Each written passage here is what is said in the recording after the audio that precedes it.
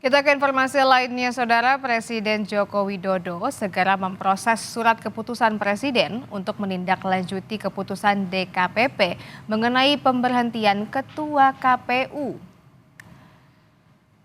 Presiden menghormati keputusan DKPP terhadap pemecatan Hasyim Asyari terkait kasus asusila.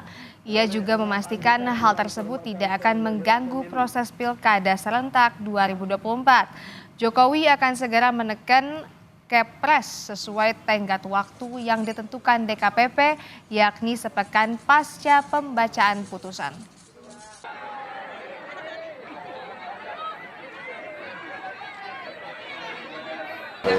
Pemerintah menghormati kewenangan DKPP dalam memutuskan itu.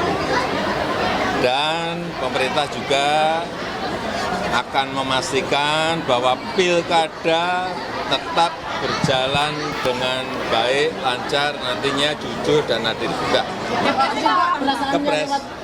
Kepres belum masuk ke meja saya. Dan ini proses administrasi biasa aja.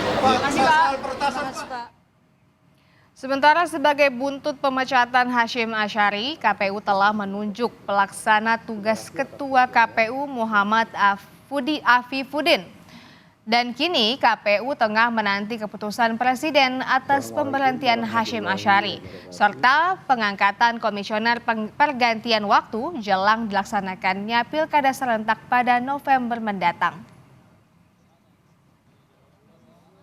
Kami wilayahnya kan ada di peraturan KPU nomor 5 tahun 2022 terkait jika ada ketua KPU yang berhalangan tetap. Nah, mekanisme itu sudah kami lakukan 1 kali 24 jam. Kemarin kami sudah umumkan pelaksana tugasnya Pak Afif.